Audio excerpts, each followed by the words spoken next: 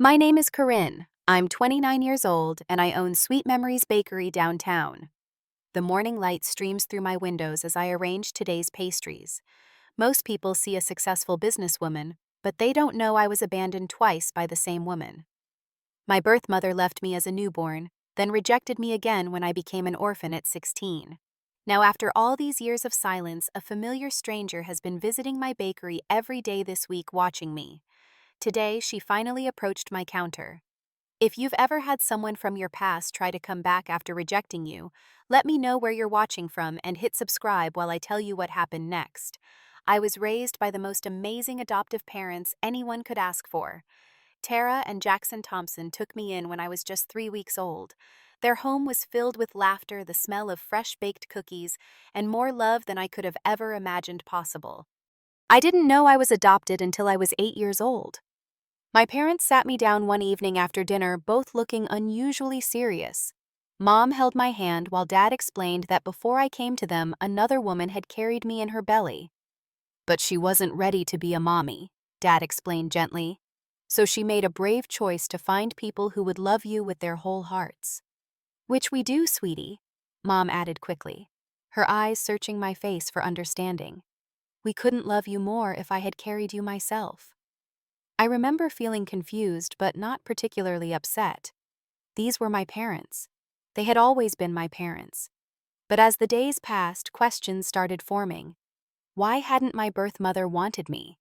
Was there something wrong with me? When I turned 10, I gathered the courage to ask more questions. That's when they told me the full truth. My birth mother's name was Ashley.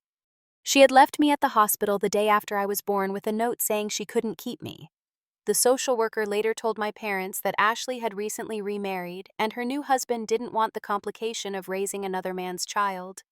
She had a new life, Mom explained, her voice careful, and she made a choice that ultimately brought you to us, which is the greatest gift we've ever received.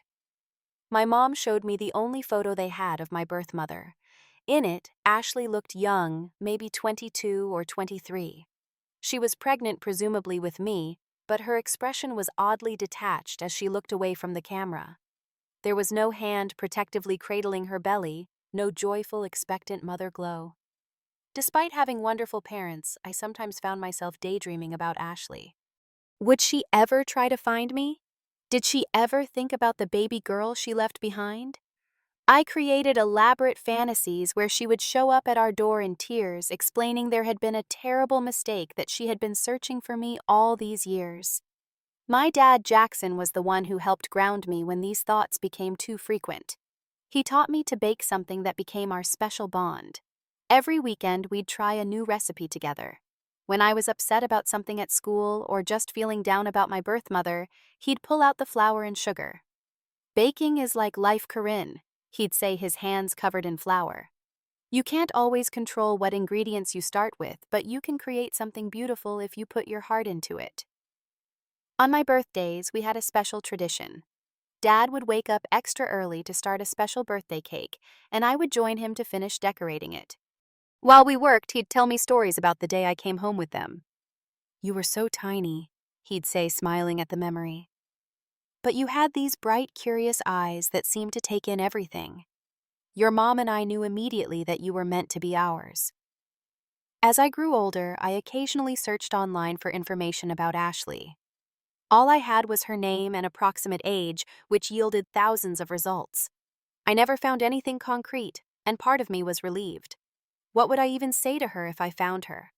By the time I was 14, I had discovered my talent for creating unique pastries. I loved combining unexpected flavors that surprised people. Dad called it my superpower. Mom joked that I'd put all the bakeries in town out of business someday. School was fine, not spectacular, but not terrible either. I had a small group of friends and was involved in the culinary arts program. My adoptive parents came to every school event, cheered at my competitions, and created the kind of stable, loving home that many of my classmates envied. I never realized how quickly it could all disappear. When I was 16, my life was pretty normal. I had my moments of wondering about Ashley, but they were becoming less frequent. My parents had given me such a secure, loving upbringing that the sting of my birth mother's rejection had faded to a dull ache rather than the sharp pain it once was. On March 7th, my parents celebrated their 20th wedding anniversary. They made reservations at Bellini's, the fancy Italian restaurant downtown, where Dad had proposed to Mom. I helped Mom pick out her outfit, a deep blue dress that made her eyes shine. Dad wore his good suit and even put on cologne, which made Mom laugh and kiss his cheek. "Don't wait up, kiddo," Dad called as they headed out the door. "We might go dancing after dinner." "Gross?" I teased, but I was smiling. Their love for each other had always been something I admired. I settled in for a quiet evening of homework and TV. Around 11:30, I started wondering why they weren't home yet. I tried calling both their cell phones, but neither answered.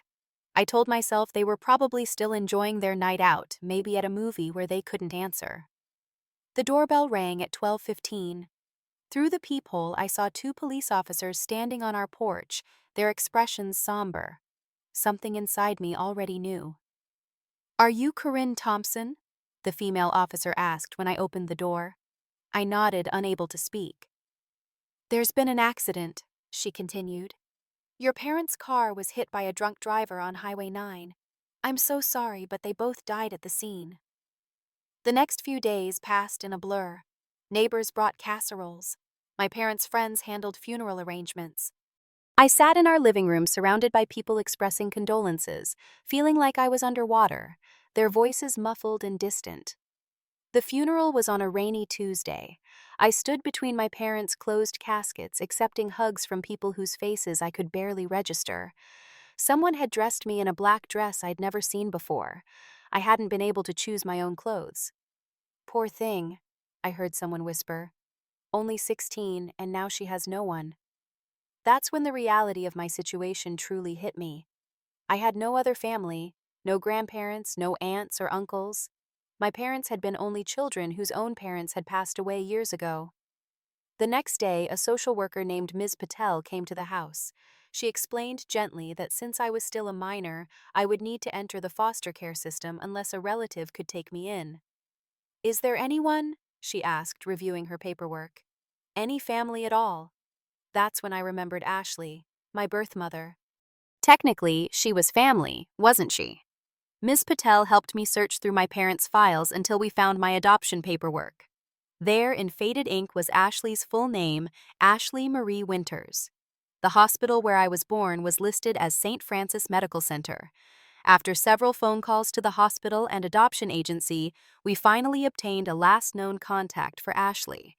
She had married a man named Robert Dawson and was living in a town about 200 miles away. With Ms. Patel sitting beside me for support, I dialed the number. My heart pounded so hard I could feel it in my fingertips as the phone rang. "Hello?" a woman's voice answered. It sounded cautious, slightly annoyed at the unknown number. "Is this Ashley Dawson?" I asked, my voice barely above a whisper. "Yes, who's calling?" I took a deep breath. "My name is Corinne Thompson. I think I'm your daughter. You gave me up for adoption 16 years ago." There was a long silence. For a moment, I thought she might have hung up. "How did you get this number?" Her voice had turned cold defensive.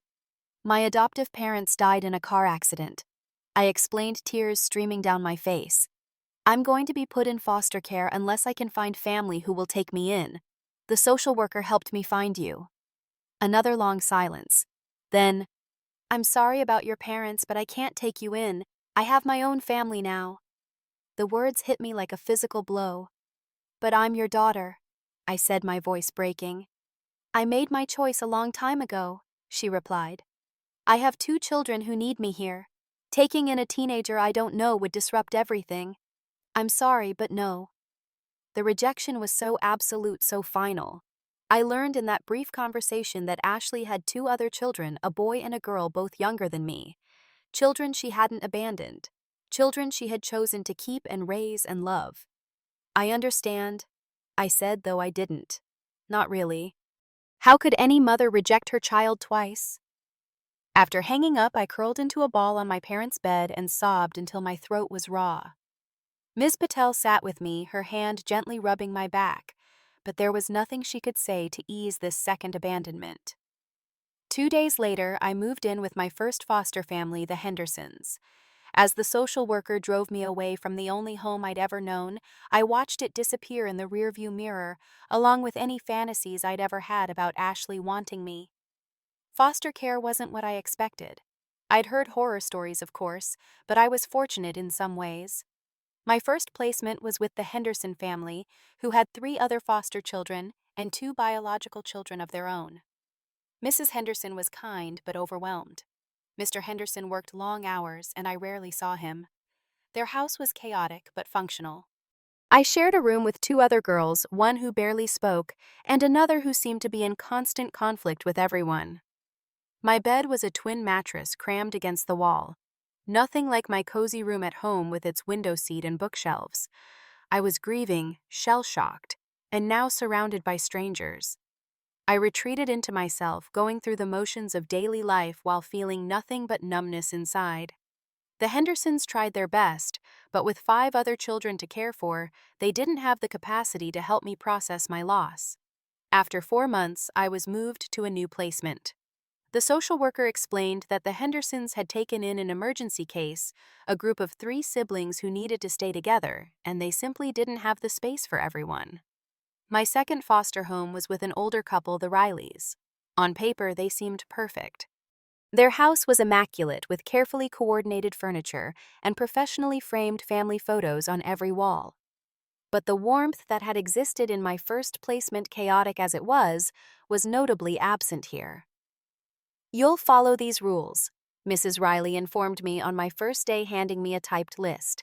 It included scheduled bathroom times, limitations on water usage, and a reminder that food was not allowed outside the kitchen under any circumstances. I quickly realized the Rileys saw foster care primarily as a source of income.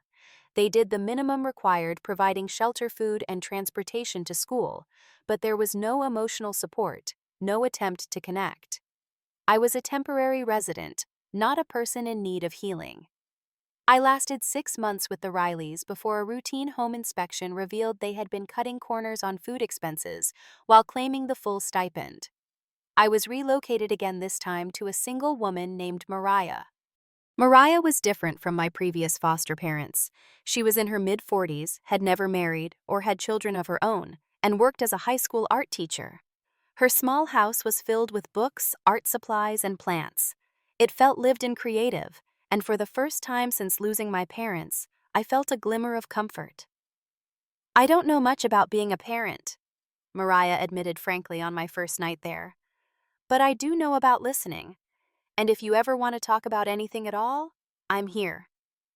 During those 2 years of moving between foster homes, I struggled with depression and questions about who I really was. If my birth mother didn't want me and my adoptive parents were gone, who was I supposed to be? Where did I belong? I found my answer at least partially in baking. In Mariah's kitchen, I started recreating my father's recipes from memory.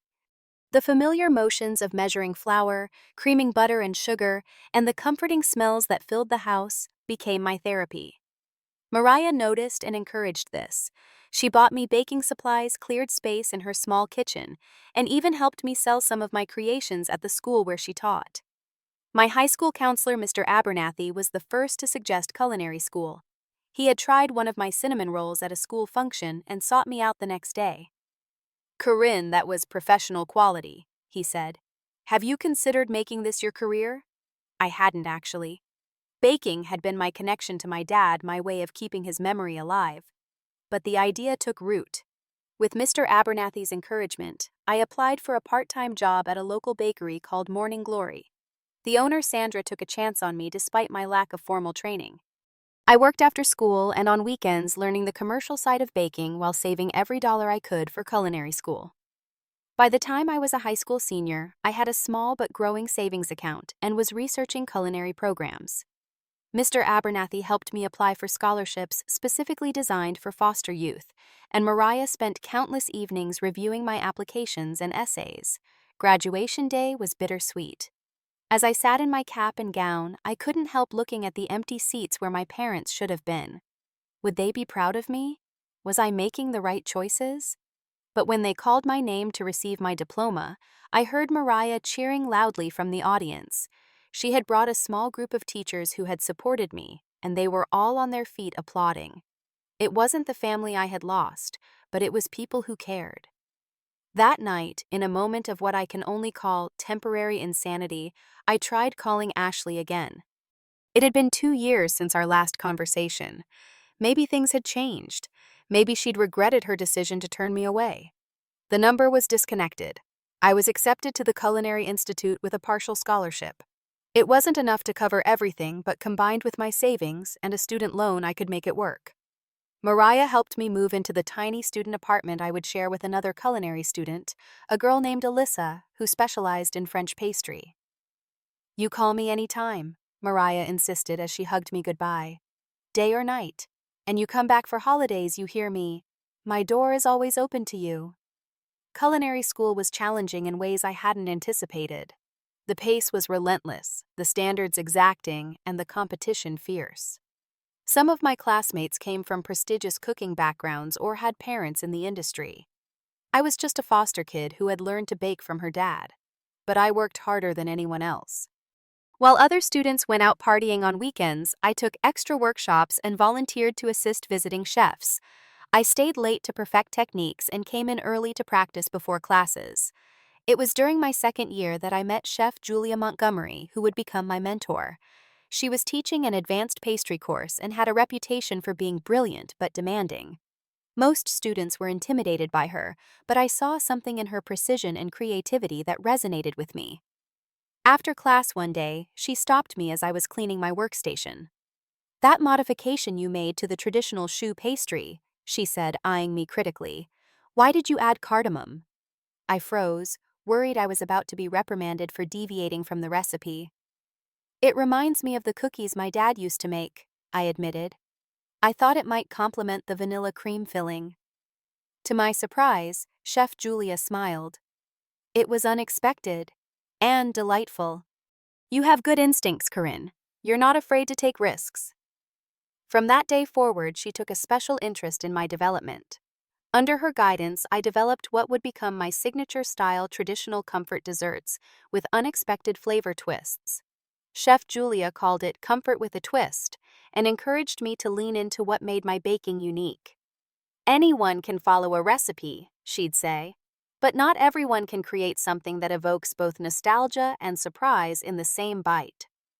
While at culinary school, I worked 3 part-time jobs to make ends meet and save for my dream of opening my own bakery.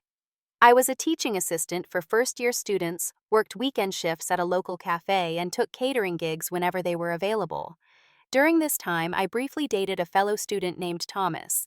He was charming and talented, but our relationship faltered when he couldn't understand why I was so guarded emotionally.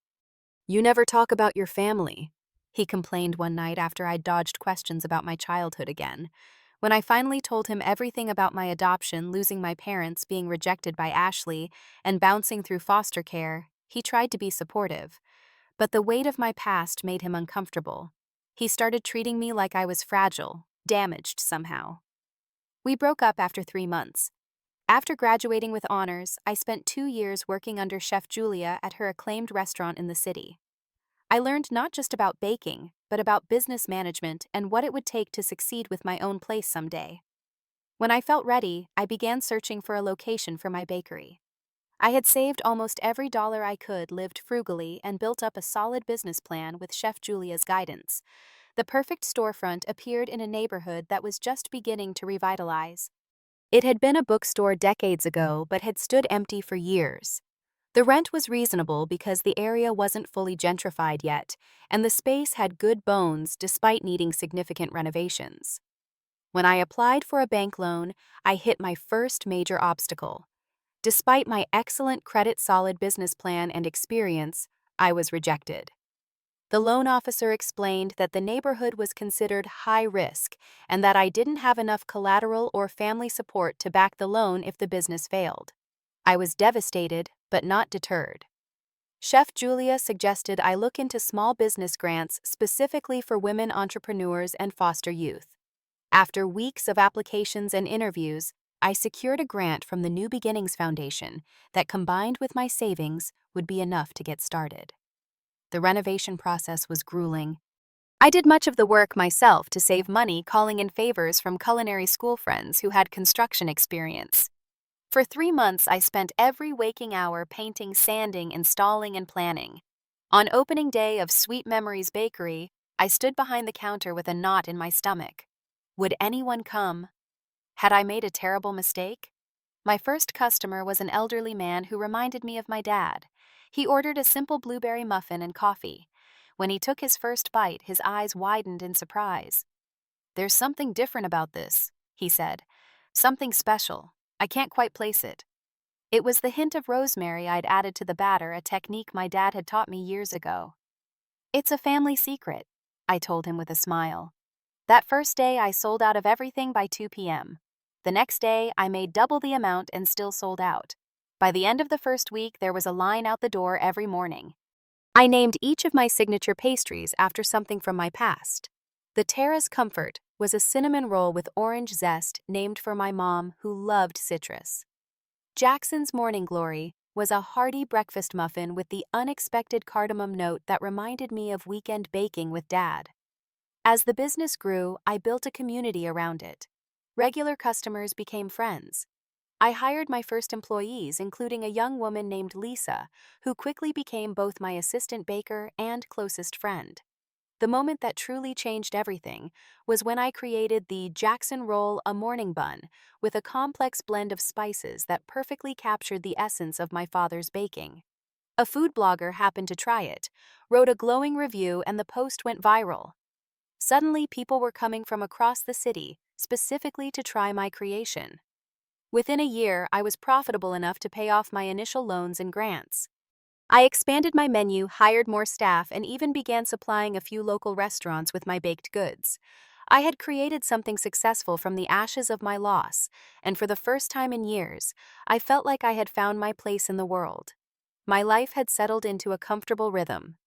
Wake up at 4 a.m., head to the bakery by 5, bake until opening at 7, manage the morning rush, develop new recipes in the afternoon, handle paperwork in the evenings.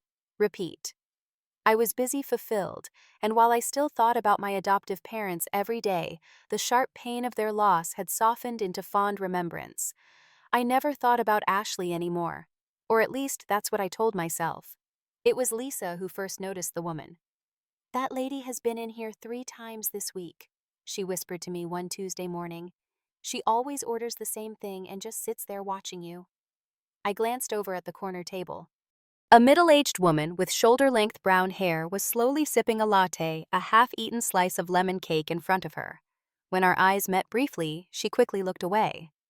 "Probably just likes the cake," I said with a shrug, though something about her did seem vaguely familiar. The next day, I caught her taking photos of me through the front window before she came in.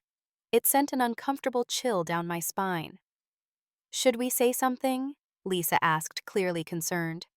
"It's getting weird." After her 5th consecutive daily visit, I decided to approach her table. She was writing something in a small notebook when I walked over. "Excuse me," I said politely. "I've noticed you've been coming in frequently. Is everything okay? Is there something specific you're looking for?" She looked up at me, her eyes suddenly glistening with tears. "Corinne," she said, her voice thick with emotion. "I'm Ashley. I'm your mother." The world seemed to tilt sideways. I gripped the edge of the table to steady myself, staring at the woman who had abandoned me not once, but twice. Now that she'd identified herself, I could see the resemblance to the old photograph my adoptive mom had shown me. The same eyes, the same slight downward turn at the corners of her mouth. "What are you doing here?" I finally managed to ask, my voice barely audible. "I wanted to see you," she replied. "I've been following your success online. The article about your bakery in Food and Life magazine had your picture. I recognized you immediately." I was acutely aware of customers watching us, of Lisa hovering nearby, ready to intervene if needed. "This isn't the place," I said firmly. "We close at 6. Come back then if you want to talk." The rest of the day passed in a fog. I went through the motions of baking, serving, smiling at customers, but inside I was in turmoil. What did Ashley want after all these years? Why now? At 6:15, after Lisa and the other employees had left, Ashley returned. I let her in and flipped the sign to closed, then led her to a table in the back of the shop. Why are you here? I asked again, not bothering with pleasantries. Ashley fidgeted with her purse strap. I wanted to see how you turned out, she said. When I saw that article about your bakery, I couldn't believe it. You've done so well for yourself. No thanks to you, I replied coldly. She flinched but continued. I know I made mistakes, Corinne, terrible mistakes that I can never fully make right. But I've been following your career online for months. I'm so proud of what you've accomplished. You don't get to be proud, I said, anger rising in my chest. You weren't there. You didn't raise me, support me, or help me in any way. You left me as a baby and then rejected me again when I needed you most. Ashley's eyes filled with tears. I know, and I have regretted it every day since. What happened to your perfect new family? I asked. The one you couldn't complicate with me? Her expression crumpled. Robert left me 3 years ago for his 25-year-old secretary. Classic midlife crisis. After 20 years of marriage, he just walked out. I felt no sympathy. And your other children? The ones you didn't abandon? Tyler is 21 now, in college across the country. Barely calls. Madison is 19 and moved in with her boyfriend as soon as she graduated high school. She blames me for the divorce. Ashley wiped at her eyes. I'm all alone now. And there it was. The real reason for her sudden interest in reconnecting. It wasn't about me at all. It was about her loneliness, her needs, her desire to ease her guilt. Let me guess. I said, my voice steady despite the storm of emotions inside me. You need money. Or a place to stay. That's why you're really here, isn't it? Now that your perfect life has fallen apart, you've decided to remember you have another daughter. Ashley's silence confirmed my suspicion. The bank foreclosed on the house, she finally admitted. I've been staying with a friend, but I can't stay there much longer. And yes, I'm struggling financially since the divorce. Robert's lawyer was better than mine. So you thought you'd track down the daughter you abandoned twice, and what, move in with her, ask for a loan, get a job at her successful bakery. You're the only family I have left who's speaking to me, she said, desperation creeping into her voice. The audacity of it left me breathless. For years I had fantasized about confronting Ashley, telling her exactly how her rejection had affected me. But now that she was here sitting across from me and asking for help after everything, I felt something break open inside me. Family, I repeated, my voice rising. You think we're family? Family doesn't abandon a newborn baby because their new husband doesn't want the inconvenience. Family doesn't hang up on a 16-year-old orphan begging for help. You're not my family, Ashley. You're just someone who gave birth to me. I was young and scared, she protested. I made a terrible mistake, but I am your real mother. That pushed me over the edge. My real mother. I stood up, trembling with anger. My real mother was Tara Thompson. She was there for every nightmare, every scraped knee, every school play.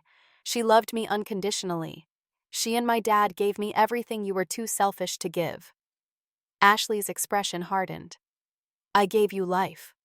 And nothing else, I shot back. Not love, not support, not even the decency of taking me in when I had nowhere else to go. And now you show up because you need something, because your other options have run out. I thought you'd be different, she said, her tone shifting to accusatory. I thought you'd understand what it means to forgive. Don't you dare try to manipulate me, I said, my voice deadly quiet. You don't get to waltz in here after 29 years of absence and play the victim. You made your choices, twice.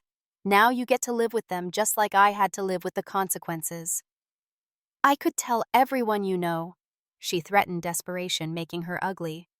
I could tell your customers the truth about your past, that you're just a foster kid who got lucky. I laughed, though there was no humor in it. Go ahead. I'm not ashamed of my past. I'm proud of it. I survived everything, including your rejection, and built this life for myself. So tell whoever you want. It won't change anything. I walked to the door and held it open. Please leave. Don't come back. Don't contact me again. Ashley gathered her things slowly as if expecting me to change my mind. At the door, she paused. "You'll regret this," she said quietly. "Someday you'll understand what it means to make mistakes and need forgiveness." "I already understand forgiveness," I replied. "I forgave the drunk driver who killed my parents. I forgave myself for not being able to save them.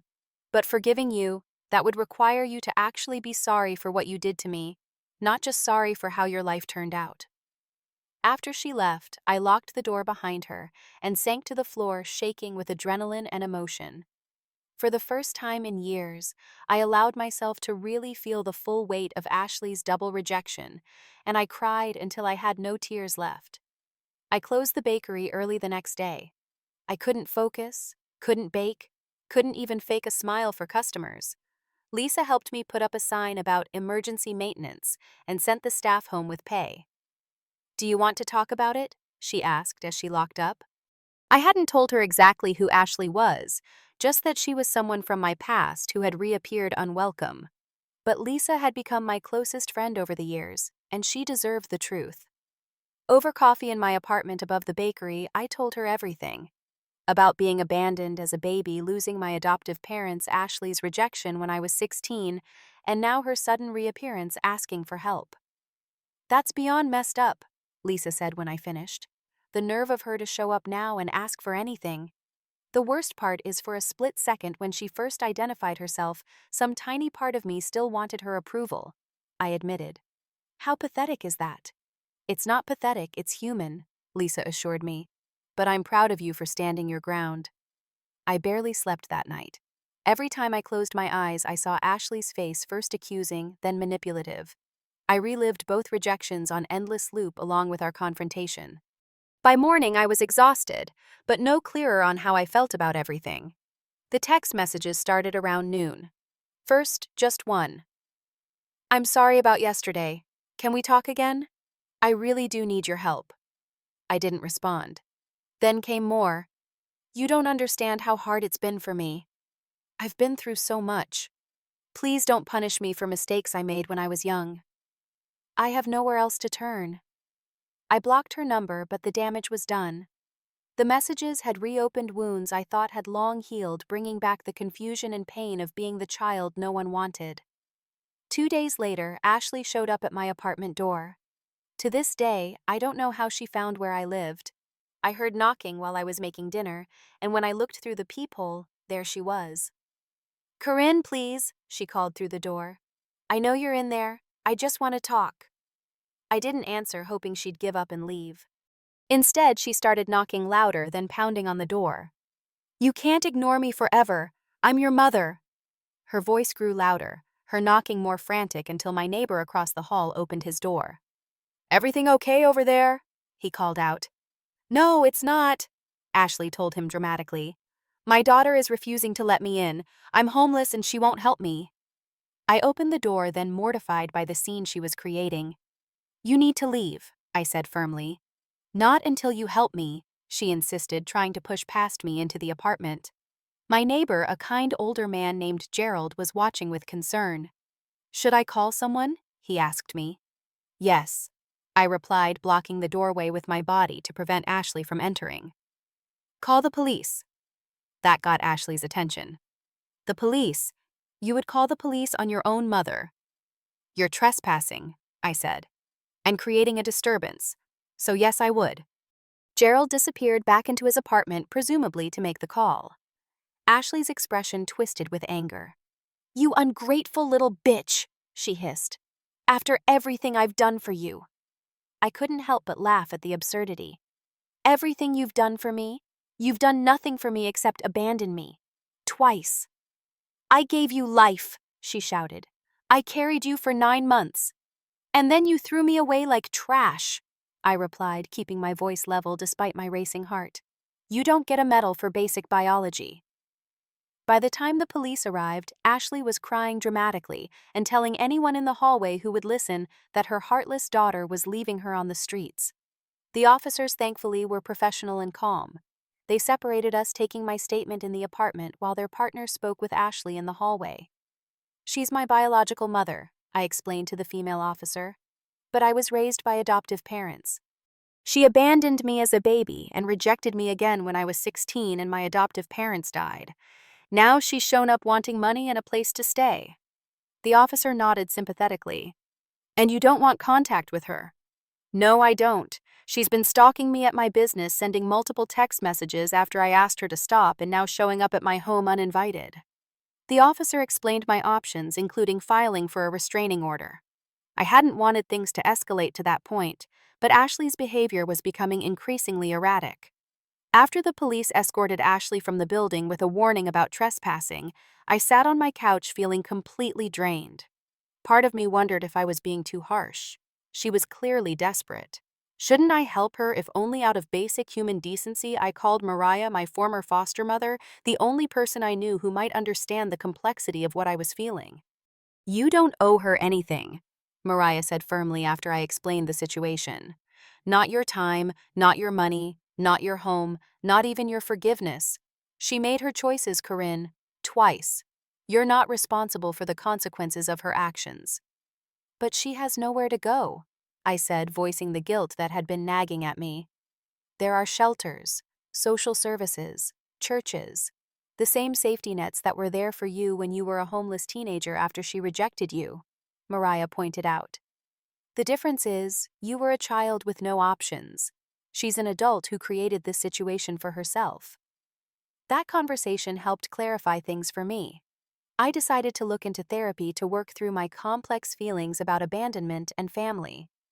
The counselor I found, Dr. Rivera, specialized in adoption and foster care trauma. Meanwhile, Ashley wasn't done.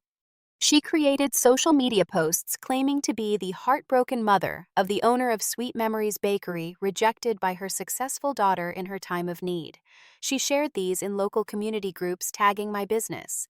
Some people believed her.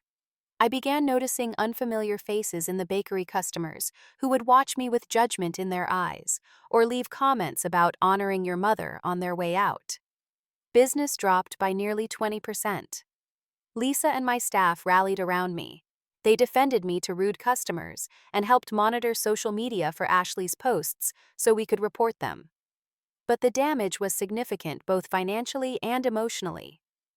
"Maybe you should tell your side of the story," Lisa suggested after a particularly difficult day. "People are only hearing her version." The idea of publicly airing my painful past made me deeply uncomfortable. But as Ashley's campaign continued affecting not just me, but my employees who depended on the bakery's success for their livelihoods, I realized I might not have a choice. After much deliberation and discussion with Dr. Rivera, I decided to file for a restraining order. The process was intimidating, requiring me to document Ashley's behavior and appear in court to explain why I felt threatened by her actions. The court date arrived on a rainy Thursday morning. I closed the bakery for the day and arrived at the courthouse an hour early, my stomach in knots. Ashley was already there, dressed conservatively and carrying a Bible, the perfect picture of a concerned mother. When the judge called our case, Ashley immediately launched into a tearful story about being a young mother who made a mistake and was now being punished for it by her unforgiving daughter. "I just want a relationship with my only daughter," she told the judge, her voice breaking artfully. "Is that so wrong?" When my turn came, I spoke simply and honestly. I described my adoption, the love of my adoptive parents, and their tragic death. I detailed Ashley's rejection when I called her as a 16-year-old orphan desperate for family. I explained how I had built a life for myself despite these traumas, only to have Ashley reappear years later, demanding financial support and housing. "Your Honor," I concluded, "I have compassion for anyone experiencing homelessness or financial difficulty. But this woman is not my mother in any way that matters. She has twice demonstrated that she has no interest in my well-being, only in what I can provide for her. Her harassment is affecting my mental health and my business, which supports not just me, but my employees." The judge listened attentively to both sides, then granted the restraining order. Ashley was required to stay at least 500 feet away from me, my home, and my business for 1 year. She was also barred from contacting me by phone, email, or social media, and from posting about me online. As we left the courtroom, Ashley caught my eye. The mask of grieving mother had dropped, replaced by cold fury. "This isn't over," she mouthed silently. Despite the restraining order providing some legal protection, I still felt emotionally raw. The whole ordeal had ripped open old wounds, forcing me to confront feelings of abandonment and unworthiness that I thought I'd overcome years ago. 6 months passed without any contact from Ashley. The restraining order seemed to be working, or perhaps she had found another target for her manipulation. Gradually, my bakery recovered its reputation and customer base. With Dr. Rivera's help, I continued working through the complicated emotions stirred up by Ashley's reappearance. One unexpected outcome of the whole ordeal was my decision to start a support group for adopted children and former foster youth at the bakery. We met monthly after closing, sharing stories, resources, and hope over coffee and pastries. It began with just 4 people, but quickly grew to over 20 regular attendees. I also started offering free baking classes to teenagers in the foster system every other Sunday. Teaching them skills that could lead to employment gave me a sense of purpose beyond my business success. Watching their pride as they mastered a new technique reminded me of baking with my dad, passing on not just recipes, but love. The local newspaper ran a story about these initiatives, focusing on how I was using my own experience to help others.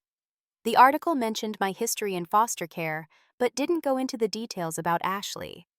It was in many ways a reclaiming of my narrative. Then, on an ordinary Tuesday morning, a letter arrived at the bakery. The return address caught my eye immediately: Tyler Dawson and Madison Dawson, my half-siblings. With trembling hands, I opened the envelope. Inside was a 3-page handwritten letter. "Dear Corinne," it began, "you don't know us, but we are your biological half-siblings Tyler and Madison. We recently discovered your existence and the circumstances surrounding our mother's treatment of you. We want you to know how deeply sorry we are for what you've endured, and that we had no idea you existed until recently." The letter went on to explain that they had found Ashley's court papers related to the restraining order while helping her move out of a friend's house. Curious about the details, they had researched online and found the newspaper article about my bakery and outreach work. "We were raised believing our father was our mother's first and only marriage." The letter continued. "She never mentioned having another child or giving you up for adoption. Finding out about you and about how she rejected you twice has forced us to reevaluate everything we thought we knew about her." They shared that they had both already had strained relationships with Ashley due to her manipulative behavior and the way she had tried to turn them against their father during the divorce. Discovering her secret child and subsequent rejection had been the final straw. "We don't expect you to want a relationship with us," the letter concluded. "We would completely understand if you want nothing to do with anyone connected to Ashley. But if you're open to it, we would love the chance to meet you, our sister." They had included their phone numbers and email addresses. For several days, I carried the letter with me everywhere, reading and rereading it, unsure how to respond or even if I should. After discussing it with Dr. Rivera and Mariah, I decided to email them, suggesting a video call before any in-person meeting. We arranged it for the following Sunday evening. Seeing their faces for the first time was surreal. Tyler had my eyes. Madison had the same dimple in her left cheek that I saw in my own mirror every day. They were nervous, apologetic, and clearly genuine in their desire to connect. "We're not asking you to forgive her," Madison emphasized during our conversation. "What she did was unforgivable, but we thought maybe we could start to know each other if you want." Over the next few months, we built a cautious relationship through texts, calls, and eventually an in-person meeting when Tyler visited the city for a job interview. They shared stories about growing up with Ashley that revealed a pattern of manipulation and emotional abuse that had affected them as well, though in different ways. "She always made everything about her needs," Tyler explained during one conversation. "If we were sick, it was an inconvenience to her. If we succeeded at something, she'd find a way to take credit. She turned us against each other whenever she could," Madison added. "Always comparing, always pitting us against each other for her approval." Hearing these stories helped me understand that while Ashley's rejection had deeply wounded me, her presence might have been equally damaging. My adoptive parents had given me something my half-siblings never had: unconditional love and stability. Then, 2 days before the restraining order was set to expire, Ashley showed up at the bakery again. She walked in during the morning rush, ignoring the surprised gasps from staff who recognized her from previous incidents. "Corinne!" she called out loudly, drawing everyone's attention. "We need to talk." I was in the back kitchen and came out when I heard the commotion. Seeing her standing there acting as if she had every right to be there despite the restraining order, something shifted inside me. I was no longer afraid or confused or even angry. I was simply done. "You're violating the restraining order," I said calmly. "Please leave before I call the police." "The order expires this week anyway," she said dismissively. "And I'm your mother. You can't keep shutting me out." "Actually, I can," I replied. "And I will. But before you leave, I want to say something." The bakery had gone silent, customers and staff watching our confrontation. I knew this was a moment that would define things moving forward. "Motherhood isn't about biology," I said, my voice clear and steady. "It's about love, sacrifice, and putting your child's needs before your own. My mother, Tara Thompson, taught me that every day of her life. She showed up. She stayed. She loved me unconditionally." Ashley tried to interrupt, but I continued. "You've never been my mother in any way that matters. A mother doesn't abandon her newborn for a fresh start. A mother doesn't hang up on her teenage daughter who just lost everything. A mother doesn't show up decades later only when she needs something." I stepped closer to her, no longer intimidated by her presence. "I forgive you, Ashley. Not because you deserve it, but because carrying this anger isn't serving me anymore. I forgive you so that I can finally be free of you. But forgiving doesn't mean allowing you back into my life. You've had 2 chances. There won't be a third." "You can't mean that," she protested, but her voice had lost its confidence. "We're blood." "Blood doesn't make family," I replied. "Love does. Commitment does. Showing up does. Now please leave or I will call the police and have you arrested for violating the restraining order." For a moment I thought she might argue further. Then something in her expression changed, as if she finally understood that her manipulation tactics wouldn't work on me anymore. Without another word, she turned and left. As the door closed behind her, spontaneous applause broke out in the bakery. Customers I'd served for years came up to hug me, many with tears in their eyes. One elderly woman who came in every morning for a cinnamon roll squeezed my hand and said, "Your parents would be so proud of you, dear." In that moment, I knew she was right. Not just about my adoptive parents, but about the truth I had finally embraced. I was worthy of love, not despite my abandonment, but regardless of it. Ashley's rejection had never been about my worth. It had always been about her limitations. That confrontation with Ashley happened 3 years ago. True to my word, I haven't allowed her back into my life, though I've heard through Tyler and Madison that she still occasionally tries to use them as intermediaries. They've established their own boundaries with her, and we support each other in maintaining them. The healing journey hasn't been linear. There are still days when the old feelings of abandonment creep in, when I wonder what was so fundamentally unlovable about me that my own birth mother could walk away twice. But those days grow fewer as time passes. Sweet memories. Bakery has thrived. Last year, I opened a second location across town with Lisa managing it while I continue running the original store. We've expanded our menu and staff and recently published a cookbook featuring our most popular recipes, each with the story behind its creation. The support group for adoptees and foster youth has become an official nonprofit organization with monthly meetings at both bakery locations. Several of the teenagers from my baking classes have gone on to culinary school or found jobs in the food industry, including 2 who now work for me. In honor of my adoptive parents, I established the Tara and Jackson Thompson Scholarship Fund for foster youth pursuing culinary education. Each year, we award 3 scholarships that cover full tuition and supplies. It's my way of ensuring their legacy of love continues. My relationship with my half-siblings has deepened cautiously. We'll never have the shared childhood experiences that typically bond siblings, but we've created our own connection based on mutual respect and understanding. Tyler recently got engaged and has asked me to bake the wedding cake, an honor that brought me to tears. Mariah, my former foster mother, has become family in every sense of the word.